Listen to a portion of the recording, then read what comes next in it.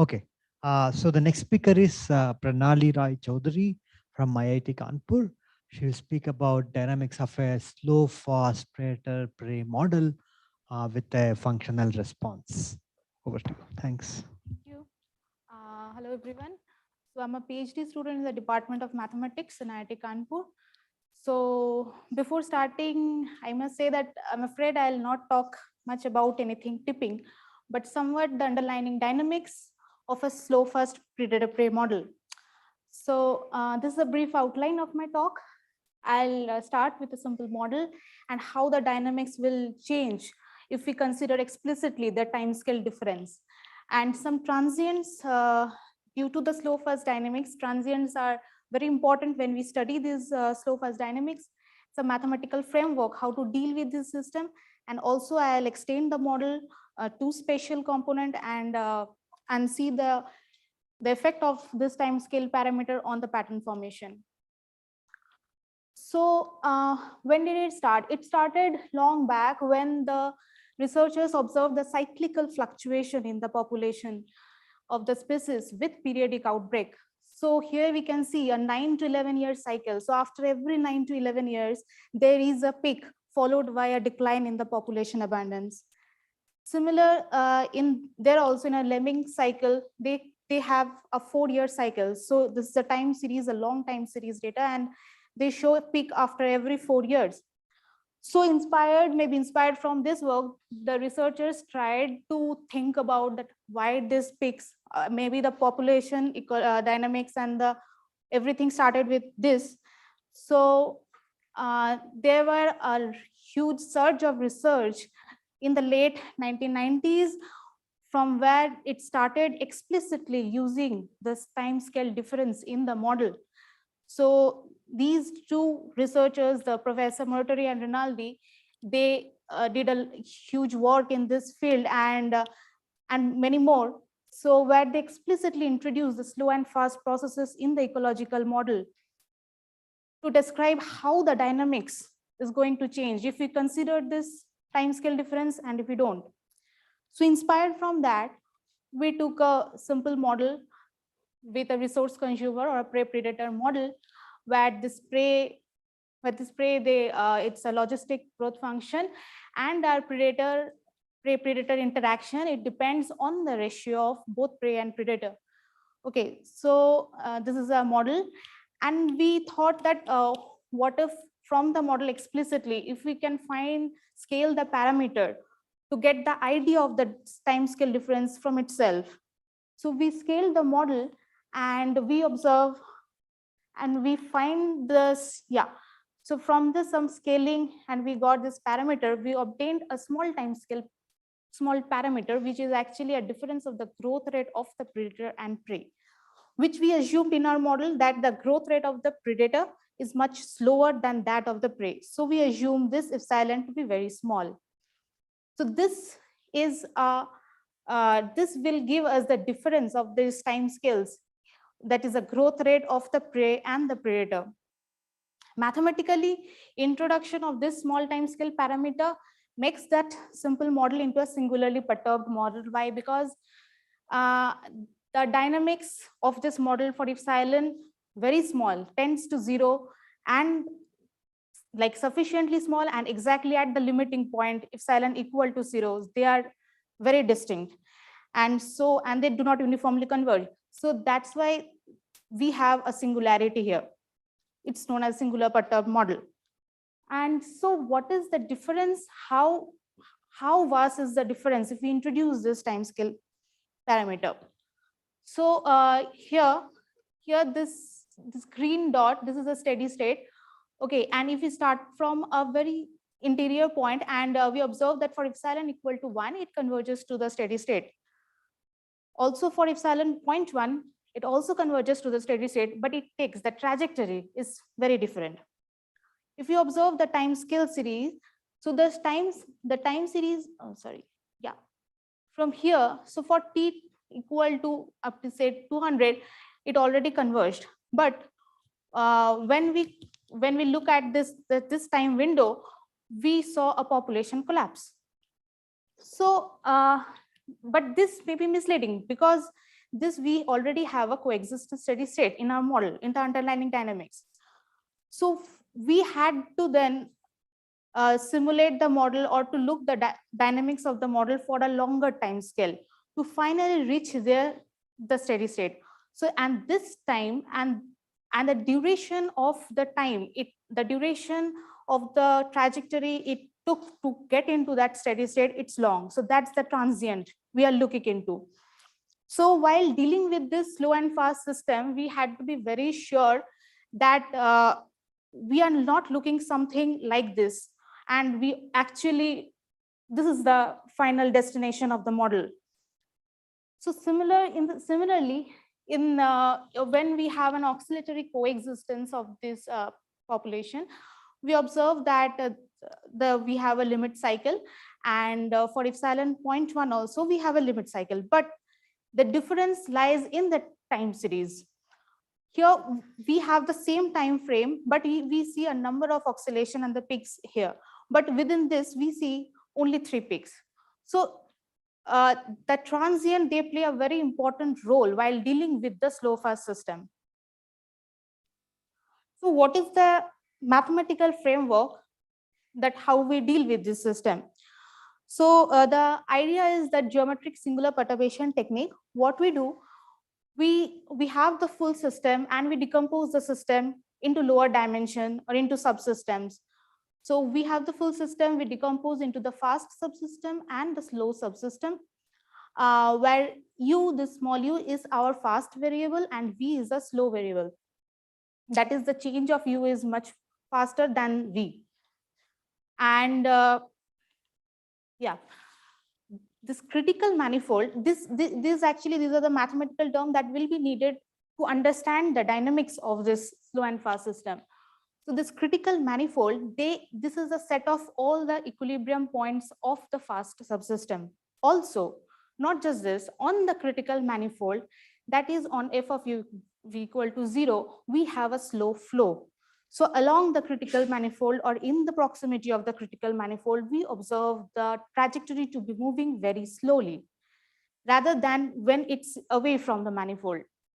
And the fold point is, you can see that this is the fold point is actually the fold bifurcation point of the fast subsystem. That's why the name fold point is here. So it will, this fold point, it divides the So here I'll show the pictorial representation of that. So here this green color and this green color, this is a non-trivial critical manifold we have, and this is a trivial critical manifold we have. And this point, the maximum of this is the fold point P. So along this and this fold point, it divides our critical manifold into the attracting part and the repelling submanifolds.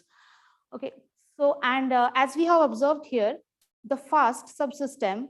So in the fast subsystem, we saw that the fast flow is along v equal to constant. So here from the dynamics, we can see that when epsilon equal to 0, we have the fast flow along this horizontal straight lines, and we have the slow flow along the critical manifold. So this single arrow represents the slow flow and the double arrow represents the fast flow.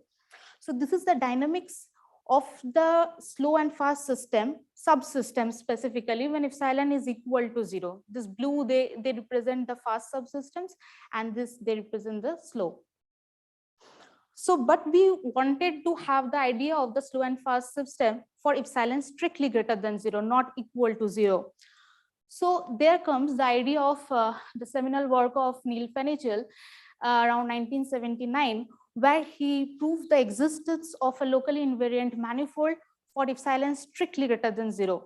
So now we have an idea like, okay, if we have the dynamics for epsilon equal to 0, he explained, or he proved that the same dynamics will be followed for epsilon strictly greater than 0, but with some limitation. What is that? Here we have explicitly calculated for our model this manifolds and up to some order of approximation, and we see a singularity at this point. Okay, so d 0 du. So it vanishes at this point. So now we have a singularity, this blows up. So this theory, this Fenichel's theorem, it failed at this point, that we cannot approximate the solution when the trajectory reaches the fold point P. So there is a singularity at the fold point P. Otherwise, the solution will move along this point P, along the critical manifold. But when it comes to the neighborhood of this point P, this theory did not give any solution. So later, this Krupa and Smolan, they came up in 2001, actually, that how to deal with this singularity. So they blowed up this fold point into a sphere in 4 dimensions, and they did some geometric analysis, and and using this chart analysis, they showed the existence, they proved the existence of a solution passing through that point, fold point P. So now we have a solution passing through that point P. Now, what we are looking at now, also like a solution of this type that is passing through the point P. Now, using this asymptotic expansion, what we did, we calculated a critical value, and numerically we also calculated a critical value where the solution passing through the point P, it changes its direction, like from here to this. So when our solution will shift from this to this, so there we find a critical value. Because at this point, there is something happening. There is a critical transition that is happening at this point. So now we wanted to see the coexistence, oscillatory coexistence state of this species.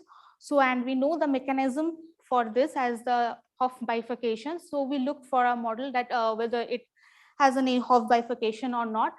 So yeah, skip all the mathematical. So in the slow first setting, what we have is that we observe that as the Hopf thresholds, they are also dependent on a small parameter epsilon. So that is a timescale parameter which we have chosen. So it depends on this, the Hopf threshold, and also the eigenvalues of the Hopf threshold. It depends on the small parameter. Now, mathematically, when we are tending epsilon to 0, we observe that this lambda, it tends to 0, both the real and the imaginary part. And in terms of the slow time scale, it blows up. So near to the Hopf bifurcation, when the system exhibits a Hopf bifurcation, we have a small oscillatory coexistence, and we observe something called Canard cycle in the slow first setting, because this is, as I have already told, this is a critical manifold, and this is the attracting part of the critical manifold, and this is the repelling part. And the Canard cycle lies in the intersection, the Canard trajectory, it lies in the intersection, the transversal intersection of both these manifolds. So we encountered the small Canard cycle originating very near to the Hopf bifurcation for these parameter value. However, for a very, very small change in this parameter value, especially this alpha, we observe a sudden transition, like in the 5th place of decimal. So we observed a very sudden blow up of the, or explosion of the amplitude of the cycle. So this phenomenon, what we call as a Canard explosion, and this is a bifurcation diagram showing that here we have a steady state. This is a singular Hopf point, and very near to the singular Hopf point, we have small cycles, and then suddenly there is an explosion of the cycle. So this is somewhat a critical point where this explosion happens, and we tried to calculate that mathematically using this asymptotic expansion. Okay, later. A quick clarification: is the bottom branch, is it at 0 or just above 0? What? The branch below. Yeah. Is it at 0 or just above 0? Just about 0. Very, very low abundance. Okay, so now we extend this work to the spatial one-dimensional. We have considered a one-dimensional spatial extension of this model, and where this diffusivity of the predator that we have considered, with no flux boundary condition and the non-negative initial condition. I think we have already studied this thing, that the equilibrium point of the temporal model is also a homogeneous steady state solution of the model. So the mechanism for the pattern formation, very known, that's the Turing pattern. So we wanted to see that how it affects, that how the time scale affects the Turing pattern, or whether it affects or not. So we calculated these curves, Turing curves, and what we find is that with the variation of the epsilon, the Turing curve and the Hopf curve, they varies. The vertical lines, they are the Hopf curves, and these are the Turing curves. So they varies, and this is a pure Turing domain. So this is a alpha D plane in a parametric domain. We have this, and this is a pure Turing domain. So here, if we choose the parameter value from this domain, we have pure Turing pattern.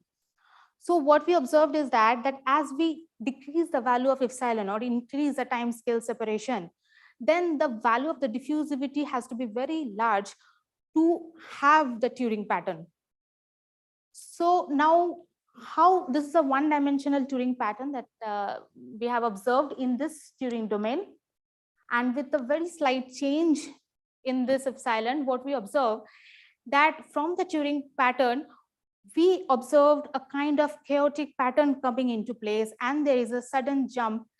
Again, we come to the periodic solution.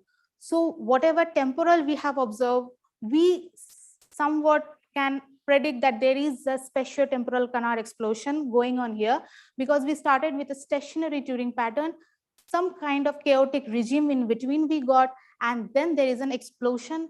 Or you can see that the time here also matters, like from 4000 to 5000 there is a chaotic pattern, but if we look for the same time scale, we would have observed that it all extend. But for a longer time, we always have to look for a longer time when working with the slow and fast time scale. So when we look for a longer time, we observe, no, this a periodic solution we obtained.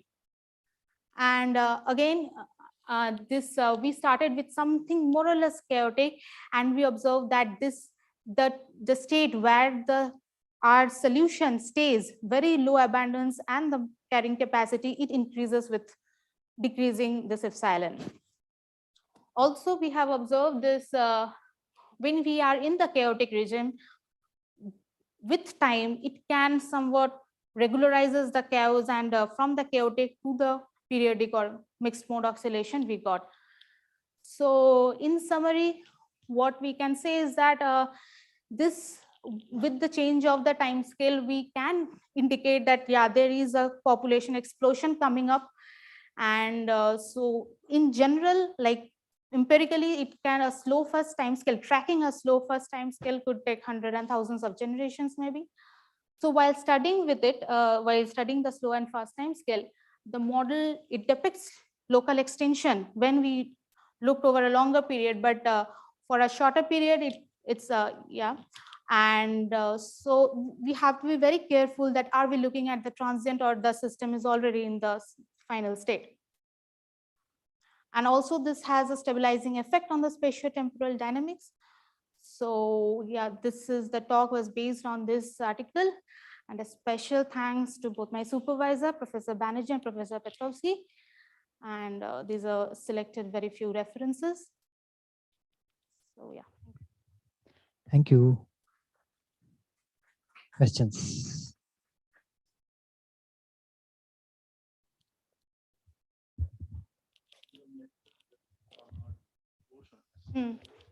Yes. Hello. Yeah. So you have mentioned that this Canard explosion. So is it basically the calculation that you have done by numerical methods, or it is analytical thing that you are saying? What? Canard explosion that you have, the pattern that you have got. So is it coming from some numerical instability, or it has some sort of analytical interpretation? No, that not that one. The next one, the spatial pattern that you have shown, no? Okay. This one. Yeah, this one. Yeah, this one, as of now, it's numerically verified. There is actually, the theory is developing still now. It's still a very recent paper in arXiv that a geometric singular perturbation theory into the special component. Still not very much developed yet. There are very little 1 or 2 papers, but they all have done it numerically. As of now, what we can do there, they have done, they have did some Galerkin approximation, because what happens is that why it is difficult to do it analytically. If you can see, yeah, we will have then the epsilon parameter here, over here. Okay. So now if we mathematically, if we try to do that same geometric singular perturbation theory, so this epsilon is equal to 0 then. So now what happens, we get a system. The solution of the system, it is in some function space. So that's an infinite dimension space. We cannot track it. So that's why we need to have an approximation for that. So there is a very recent paper by Christian Puen, they have used a Galerkin approximation technique to do this. Okay. But I'm not sure whether they have talked anything about the Canard explosion or not. Yeah. Yeah. Oh, sorry. Any questions from students?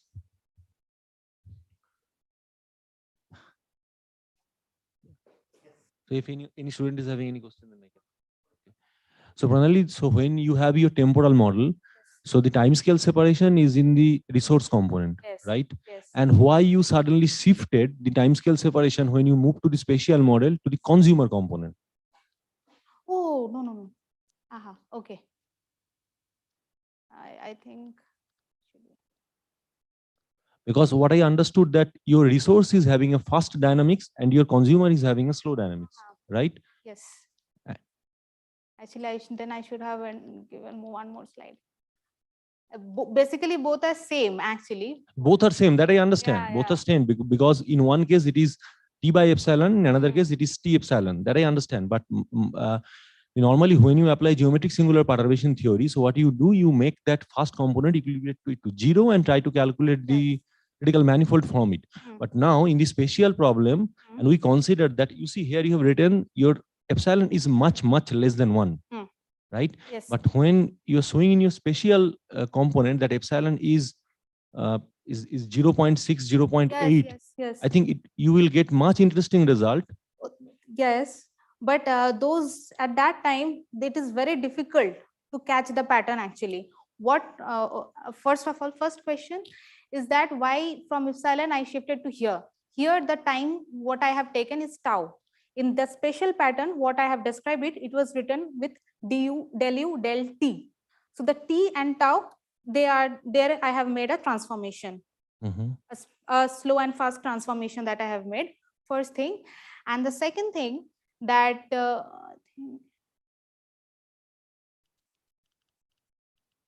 but why you needed that transformation? Because it's in any case it's t, right?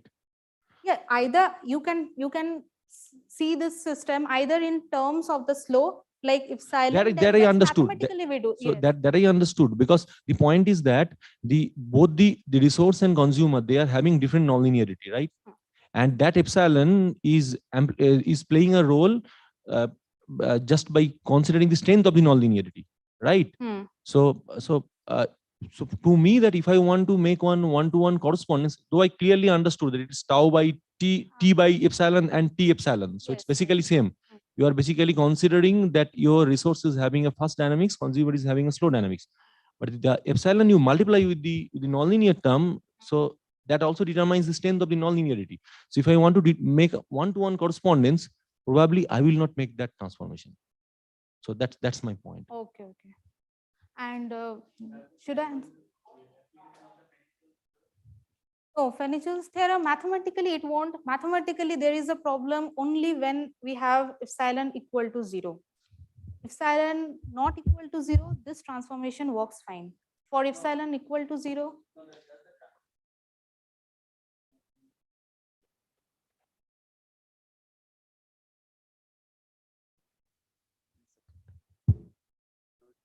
I'm saying, does the transformation help you in applying Fenichel's theorem to the? yes. Yeah, so you either way you can do that, but numerically when we are dealing with it, help me with the other side of the epsilon while dealing with it numerically. Yes, benefit. Yes.